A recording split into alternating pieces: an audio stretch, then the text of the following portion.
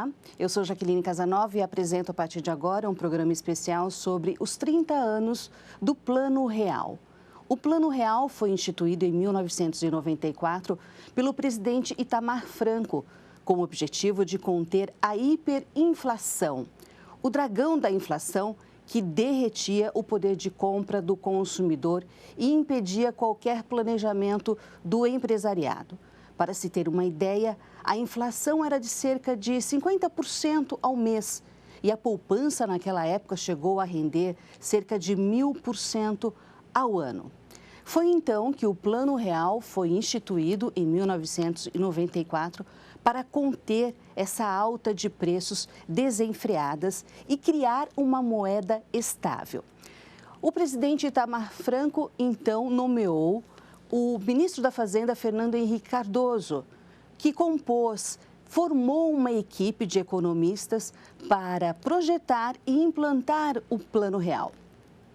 E eu converso agora numa entrevista especial com um desses economistas, Edmar Lisboa Baixa.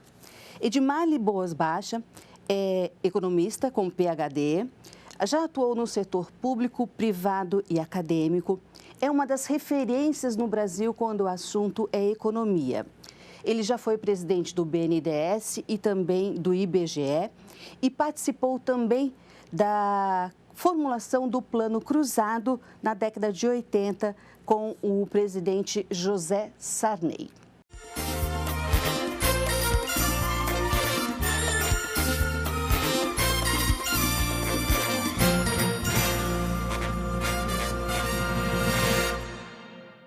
Olá, professor Baixa, muito feliz, muito honrada da sua presença e ter aceitado conversar com a TV Câmara para falar dos 30 anos do Plano Real. Prazer estar aqui com vocês. Professor, para a gente contextualizar para quem não viveu aquela época, o que era a hiperinflação? Olha, em números primeiro, já que eu sou economista, né? Era 1% ao dia, era 45% ao mês e era 3.000% ao ano. Você já imaginou, Jaqueline? 3.000% ao ano. Estratosférico. Hoje nós temos uma inflação de 3% ao ano. Naquela época, antes do Plano Real, em 3 dias, a gente tinha a inflação que hoje tem em um ano. Em um ano. E sem contar... Perdão, pode falar. E sem contar a remarcação de preço, como é que era, naquela época, a vida cotidiana do brasileiro?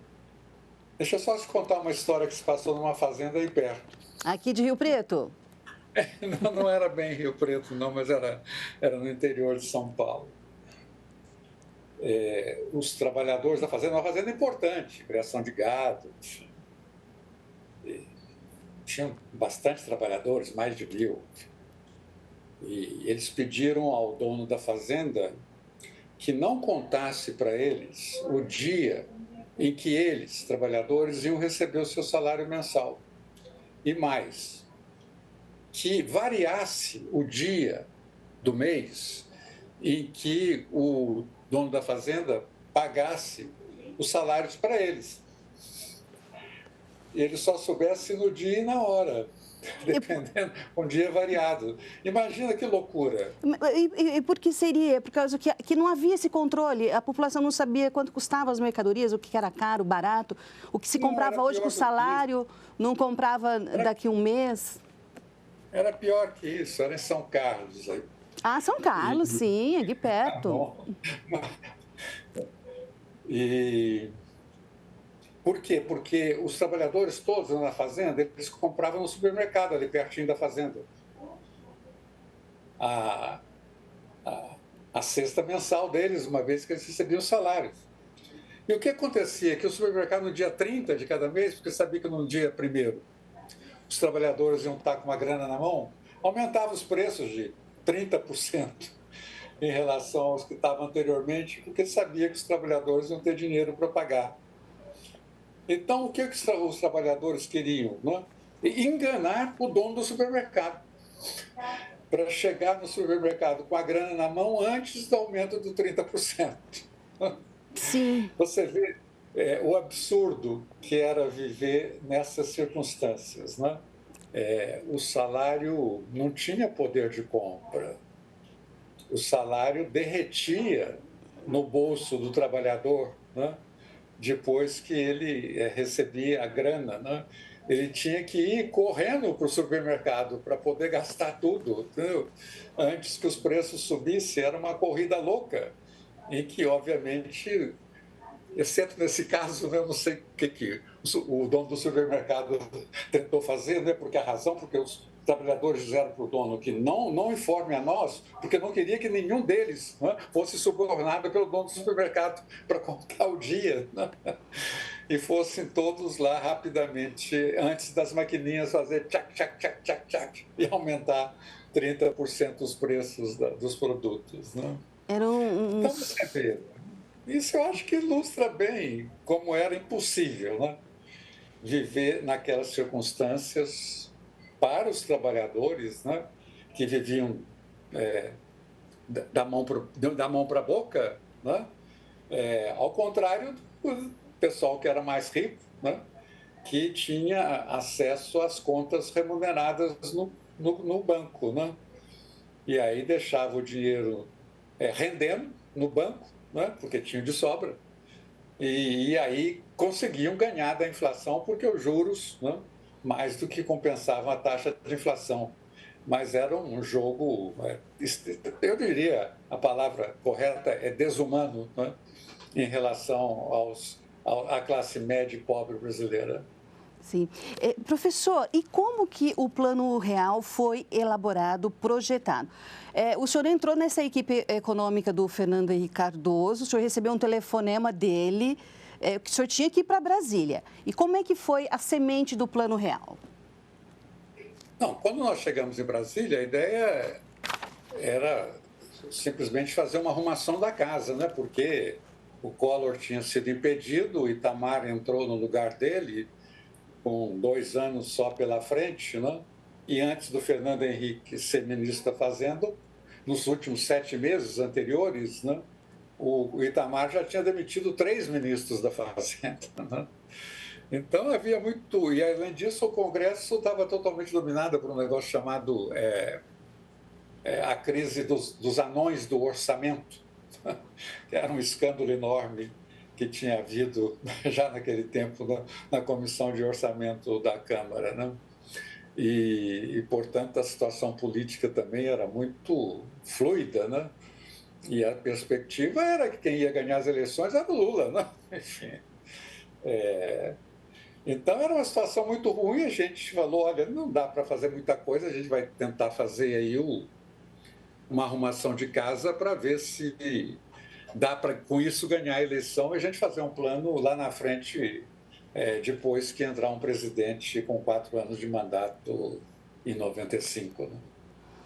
Professor, qual que foi a diferença do Plano Real com os outros planos que antecederam? Nós tivemos 5 planos que foram um insucesso, congelamento, confisco, a população estava traumatizada, o empresariado nem se fala.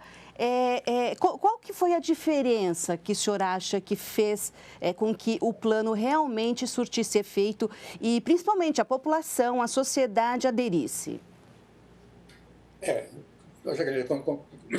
Como finalmente, né, estou falando aqui, essa perspectiva que eu te contei antes era de maio, né? Mas chegou lá para agosto, estava claro que se a gente não fizesse o plano, quem ia ganhar era o Lula, né? Então, era importante fazer um plano naquelas circunstâncias, né? E a equipe econômica, em agosto, setembro, tinha sido muito reforçada, né? Em relação à equipe inicial, com a entrada de outros membros da equipe, todos associados economistas ligados ao PSDB, como eu, né? E também ex-professores da PUC, como eu também, PUC Rio, né? Nós estamos falando. Quais eram os outros? Gustavo Franco foi chamado também, né, professor? Franco quem já mais? Estava lá, o Já Winston estava? Fritz também já estava, entraram o Pedro Malan, o Pércio Arida e por 3 meses o André Lara Rezende. Então, com essa equipe mais parruda, a gente decidiu fazer um plano, mas aí a gente acertou com o Fernando Henrique que dessa vez ia ser diferente desses outros planos malucos que você se referiu aí, e que a gente ia fazer um plano em etapas, pré-anunciado e integralmente negociado com o Congresso. Não ia ter choque nenhum, em que, nesses 6 planos anteriores que você mencionou, do dia para a noite, de sexta-feira para segunda-feira, feriado bancário. Para baixo dos brasileiros. Feriado bancário.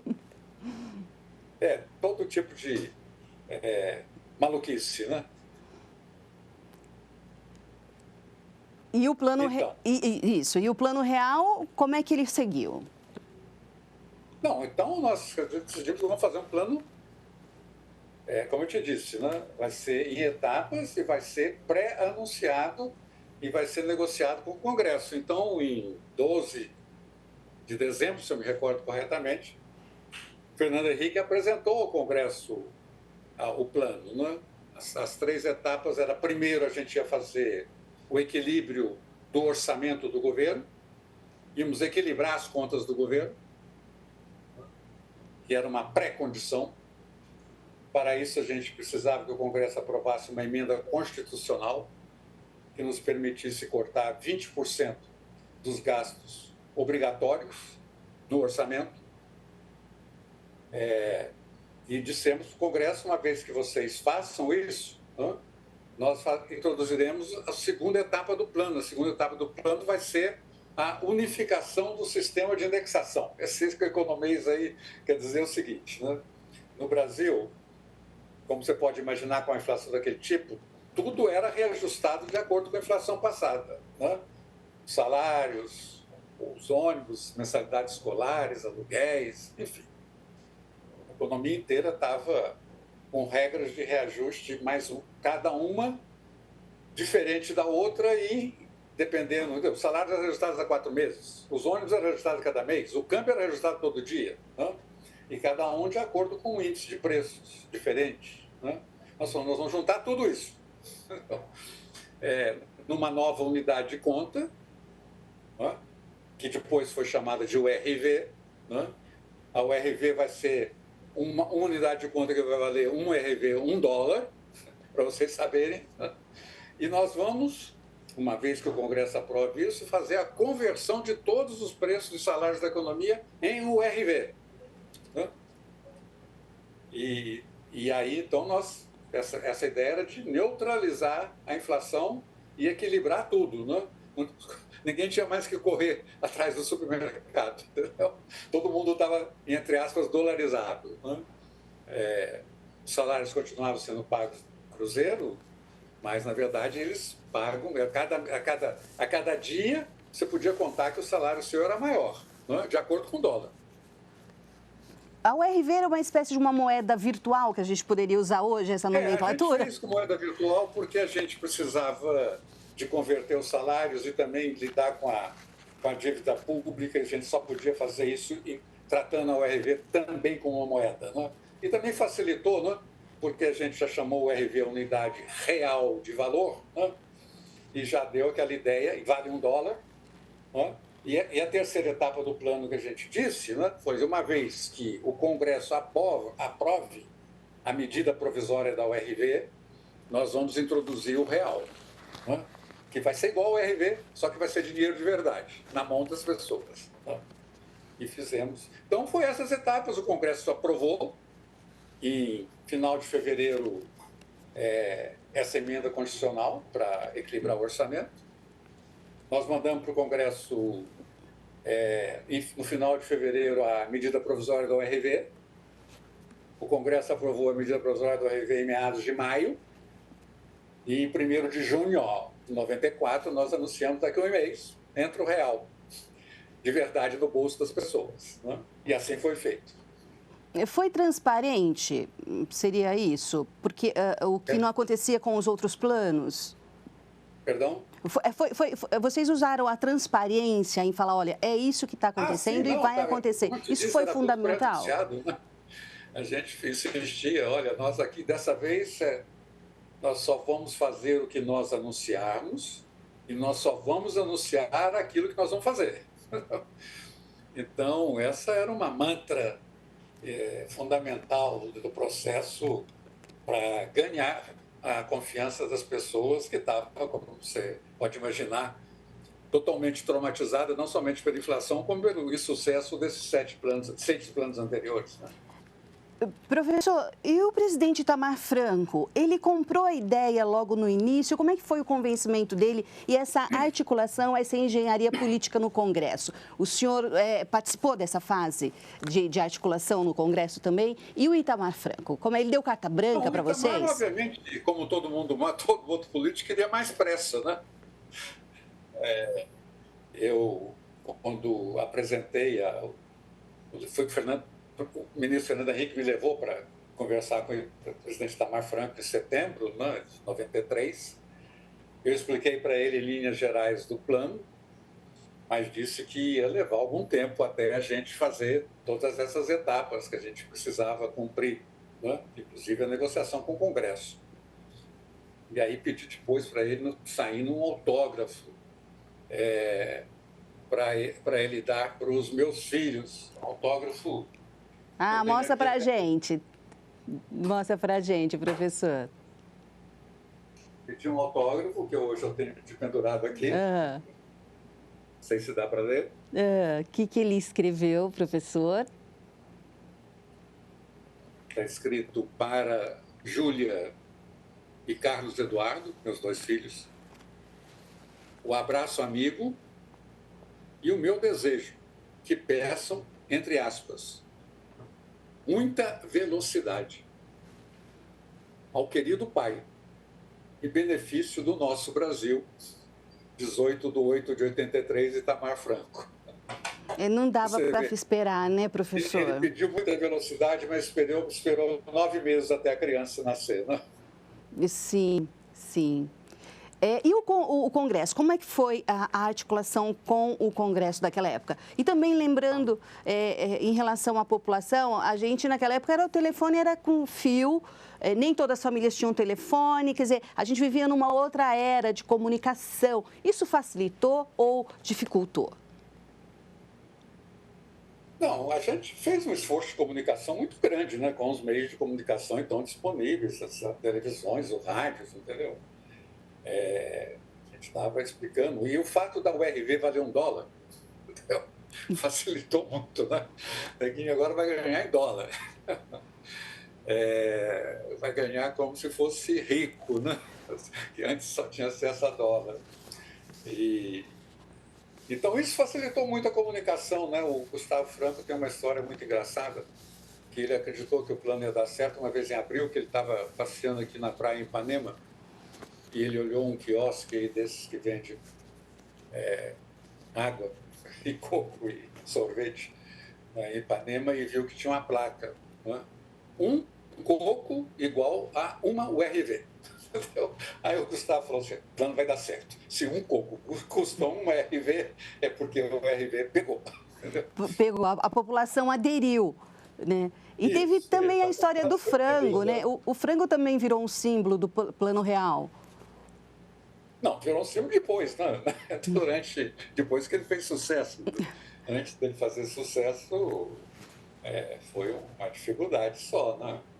E quais eram os pontos que vocês mais temiam, professor, que poderia não dar certo? Perdão? Quais os pontos que vocês temiam que poderia não dar certo? Uma recessão? O próprio FMI não aceitou no início também, né? Não, era tudo. Depois, você vê, com a inflação comendo daquele jeito, o governo pela metade do caminho, Itamar com aquela fama dele entendeu? Já tinha demitido 3 ministros. Na verdade, no meio do caminho, inclusive, ele demitiu o presidente do Banco Central, né? Com o Lula vindo na frente, entendeu? Então, e com o sucesso anterior dos outros planos, né? E mais essa ideia que esse plano era totalmente diferente de qualquer coisa que tinha sido feito jamais implantada, né? Não havia nenhuma experiência prévia, nem no Brasil, nem no mundo, né? Com um plano desse tipo, né? Obviamente, muito pouca gente acreditava. Sim. Dos planos anteriores, que foram um fracasso, teve algo ou situações que eles promoveram que facilitou a entrada do Plano Real? Não, claro, houve aprendizado, né? Muitas coisas sobre o porquê não fazer, né? A gente sabia o que não era para fazer por causa do insucesso desses planos anteriores. Houve uma coisa importante para os políticos, né? E o primeiro desses planos fracassados foi o Cruzado, em 1986, né? E o Cruzado, enquanto ele durou um ano, né? Ele foi extremamente popular. E os políticos então aprenderam, né? Que fim da inflação era uma coisa boa, não somente para o povo, mas para quem apoiava o plano que desse fim à inflação, né? Porque naquele ano, quem estava no governo era o PMDB, estamos falando de 86, e nas eleições de 86, quando o Cruzado ainda não tinha fracassado, o PMDB elegeu 26 dos 27 governadores, né? Então, os políticos, na negociação que a gente fez com o Congresso, né, da qual eu fui a pessoa mais importante da equipe, né, porque o Fernando Henrique começou negociando com o Congresso e eu apoiando a negociação junto com ele, e depois ele saiu para a campanha e me deixou sozinho lá com o Congresso na mão, né, para negociar a MP da URV. Né? E esse era o grande trunfo, né? Que se o Congresso, quem nos apoiasse no Congresso, né, que era provavelmente o PSDB e o PFL, porque era o presidente e o candidato a presidente e o candidato a vice, né, Marco Maceió, do PFL, e depois trouxemos o PMDB, né, que também depois foi participar muito substancialmente do governo do Fernando Henrique, e com isso a gente tinha os 50% dos votos necessários para vencer a oposição tanto do PT quanto do Bolsonaro. Sim. Professor, esse legado que foi deixado pelo Plano Real, hoje, como que o senhor enxerga ele? O senhor mostrou aí um autógrafo do Itamar, né, para os seus filhos. Hoje, para os seus filhos, para a sua família, esse legado é algo que o senhor olha e sente orgulho? Claro, imagina. Agora, com 30 anos, né, é uma coisa muito gratificante ter podido ter esse feito, né? O que a preocupação é daqui para frente, né? O governo do Bolsonaro foi um desastre, né? O governo da Dilma já tinha sido um desastre, né? E o governo do Lula está sendo outro desastre, né?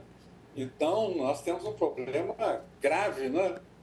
Para saber se nas próximas eleições nós vamos conseguir eleger um presidente decente, como Fernando Henrique foi. Sim, desigualdade social, ajuste fiscal, aumentar o poder de compra do consumidor, são ainda desafios dos nossos governantes? Olha, eu acho que aqui a estabilização está garantida porque os políticos entenderam que se eles não mantiverem os preços controlados, eles caem fora. Né? A Dilma foi, inclusive, empichada quando ela deixou a inflação correr acima de 10%. Né? O Lula aprendeu isso, né? Apesar dele ficar brigando com o Banco Central, ele não faz nada efetivamente, né? Para impedir a ação do Banco Central contra a inflação. Né? E nesse sentido, o problema agora é como é que a economia vai crescer, né? De uma maneira justa e sustentável. Né? E isso, eu acho que esse atual governo não tem condições para fazer isso, e muito menos o Bolsonaro. Sim, o país sendo a fazenda do mundo, como que o senhor analisa, como que a gente pode exportar mais, derrubar esse muro da exportação brasileira? Como que é o Brasil hoje nas exportações brasileiras, professor? Quanto que representa? Olha, o Brasil tem 3% do PIB mundial. 3 é um gigantinho, né? 3 metros. Né? O Brasil tem 1% das exportações mundiais. 1% é um anãozinho. Né? Então, o Brasil é um gigantinho em termos de PIB e é um anãozinho em termos de participação no comércio internacional. Né? Esse é um dos nossos grandes problemas. Né? Nós estamos dando as costas para o mundo, exceto o agro, né? E a indústria olhando para o seu próprio umbigo, né?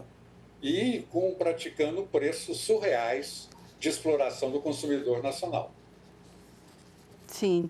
O senhor mostrou, né, o autógrafo do presidente Itamar Franco, e eu quero mostrar aqui, o senhor estava falando das leis, da medida provisória.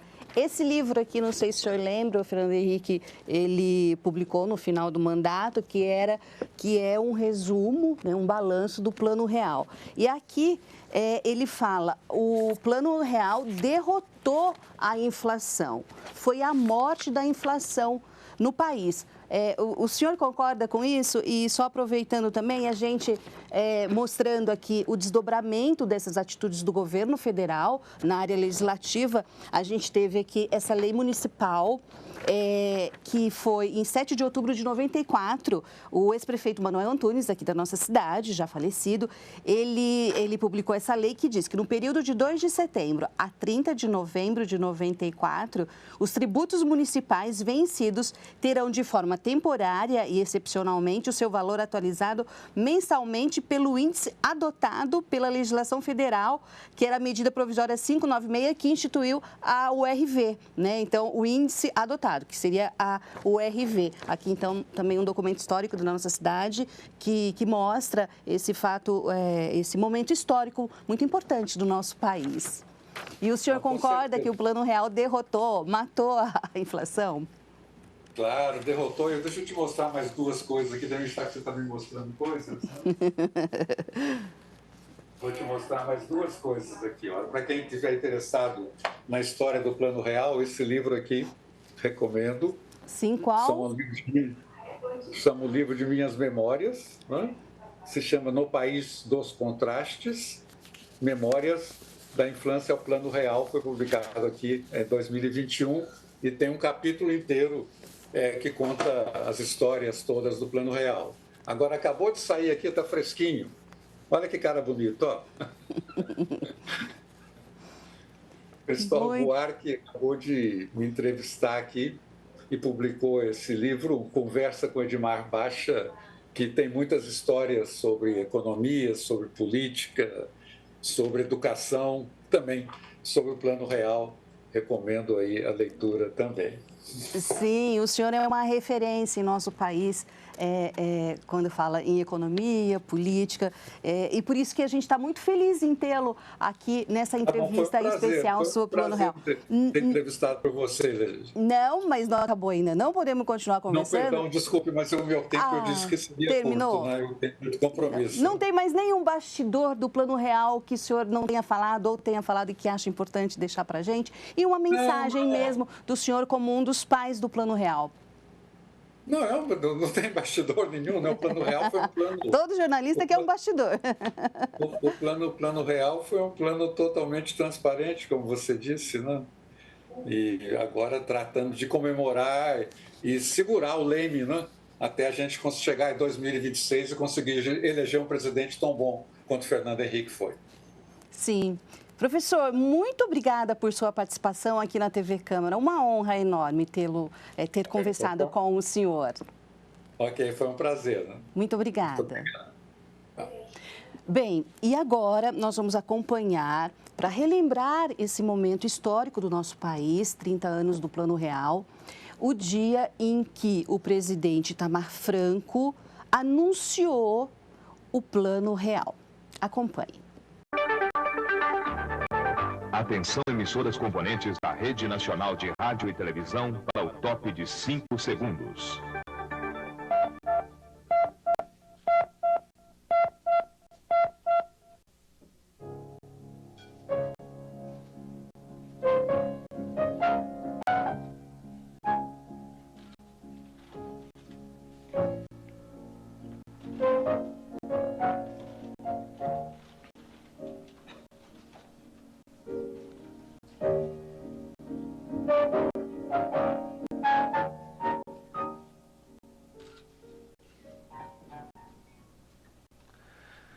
Senhor Presidente do Congresso Nacional, Senhor Presidente da Câmara dos Deputados, Senhor Presidente do Supremo Tribunal Federal, senhores líderes do Governo no Senado e na Câmara, senhores ministros de Estado, senhores jornalistas, senhoras e senhores, moços e moças. Os homens são construídos pela vontade, e essa mesma vontade, reunida pela esperança, levanta as nações e as projeta no tempo, em sua necessária aspiração à eternidade. A vontade, mais do que o vento, e mais do que as volúveis correntes marinhas, trouxe as caravelas a esta terra, para em seguida abrir o caminho nos sertões, empurrar a linha de Tordesilhas até a muralha ocidental da Cordilheira e edificar a mais importante das sociedades ao sul do Equador. A esta vontade, tão poderosa, tem faltado ao longo dos séculos, e mais ainda, ao longo deste século, outra e indispensável virtude, a virtude da justiça. Desprovidos do espírito de justiça, os homens podem ser individualmente prósperos, mas não fazem ricas as nações. Desprovida de justiça, de que deve ser o instrumento prático, ao dar equidade de valor ao trabalho e aos bens, a moeda perde o respeito dos homens, e longe de servir aos povos, corrompe a sociedade, desfaz os valores morais, destroça a esperança e enfraquece a vontade. Com a chegada do real nesse 1º de julho, o Brasil tem a oportunidade de mudar de forma definitiva o curso da sua história. A moeda é o mais concreto dos atos de confiança das nações em si mesmas. Por isso, todos os processos inflacionários da história se relacionam com as crises políticas e com as crises morais. É a inflação que tem cobrado dos mais pobres, daqueles que não têm como se proteger, o mais pesado de todos os impostos, o imposto da inflação. Porque são os mais pobres, os trabalhadores mais humildes, a grande maioria do nosso povo, os que veem o seu salário ser corroído impiedosamente, logo após o 1º dia do pagamento. São eles que sentem, mais de perto, os efeitos de um mercado de trabalho que não acompanha o crescimento da nossa população, nem as suas expectativas de uma vida melhor, porque faltam os investimentos produtivos que a inflação canaliza para a especulação. Ética e responsabilidade, transparência e diálogo são as qualidades que marcam os atos praticados em uma democracia. São essas qualidades que inspiraram o Plano Real desde a sua criação. E são elas que assegurarão o seu êxito, porque fizeram com que o plano fosse conhecido e discutido amplamente pela sociedade, pelo Congresso Nacional, pelos agentes econômicos, pelo cidadão. Mais de uma vez eu vim a público para expressar sentimentos e inquietações do homem e do povo, daqueles que, na sua busca de justiça e proteção, se voltam para o presidente da República como depositário das suas esperanças. Fui, por vezes, incompreendido ao fazer isso, mas esse é um dever indeclinável do governante. Sei que agora eu interpreto um sentimento de confiança da maioria dos brasileiros, de esperança poucas vezes tão próximas de se realizar. Essa confiança deve ser a principal motivação para que o governo continue inteiramente empenhado no êxito do Plano Real. Porque essa confiança é o que está mobilizando cada cidadão que deseja o sucesso do plano. E eu não tenho dúvida de que eles são maioria, uma maioria que cresce e participa, que faz a história do novo tempo que está começando. Senhores presidentes das Casas Legislativas, senhor presidente do Supremo Tribunal Federal, senhores líderes, senhores ministros, senhoras e senhores, moços e moças. O empenho do governo no êxito do plano de estabilização monetária não se limitará a declarações e aos atos gerais da administração financeira.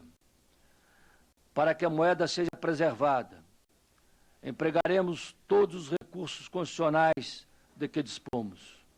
O governo não aceitará e nem permitirá que interesses particulares, nem sempre legítimos, se sobreponham aos superiores direitos da coletividade. O governo sabe que poderá contar com a maioria dos empresários brasileiros, que não tendo mais que acrescentar aos seus preços os elevados custos financeiros, poderão trabalhar com tranquilidade e contribuir decisivamente para o fim definitivo da inflação. De nada nos adiantará a moeda estável se a sua estabilidade estiver fundada na recessão econômica. O nosso objetivo é o do desenvolvimento em bases seguras, com a criação de empregos remunerados com justiça, de tal maneira que todos os brasileiros se orgulhem do Brasil e se disponham a defender a sua soberania. Repito-lhes que o real é a conquista política de todo o povo brasileiro, exausto das injustiças que a inflação agrava e disposto a fazer a pátria com a qual sonharam os nossos antepassados. Só o povo, com a sua vigilância e seu empenho ético, poderá assegurar-lhe êxito permanente. A grandeza dessa conquista transcende as circunstâncias do tempo eleitoral.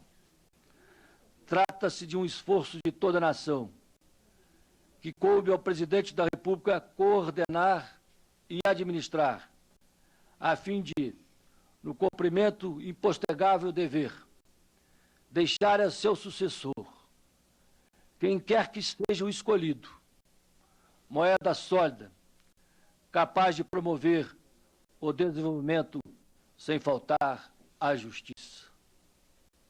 Estou certo de que, desta minha fé, comungam todos os senhores e todos os cidadãos brasileiros de boa vontade. Muito obrigado.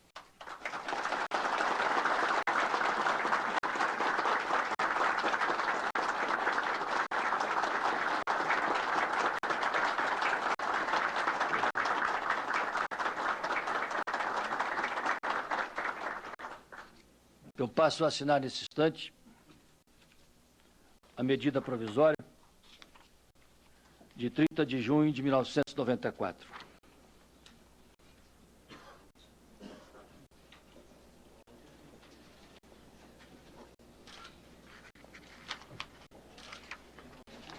O ministro está fazendo.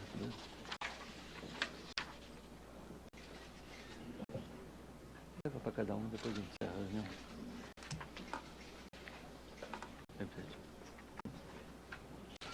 Obrigado, senhor.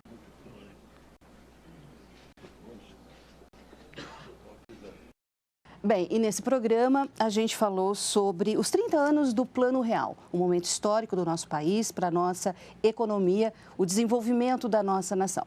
Espero que você tenha gostado. Muito obrigada por sua atenção.